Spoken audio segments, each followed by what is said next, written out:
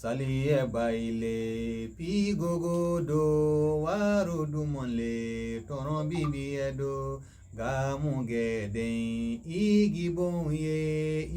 bonye waru gala dogon le dogoso son le eme etutrupu pono wa ino banga eme Yesu Kristo boile bayne me Alphonse Koulibaly concert diana diadru yegrase avril April bay soyo mole yal biaje go palais de la culture ne biaje ne konne ni yoyi bewo budu uyoje go nwo donye na tu biaye budu sungne yo sunkure yo munyine yado ko digon eme etutrupu bono we ewa weye eme le bariye amon somo amon duromonga sabu amon le bosom dagawo amon le durom dagawo bawunu eme weye amon somo moy amon jamo mole nemo mole eme tutur le biemo ino banga eme Yesu Kristo boile amina.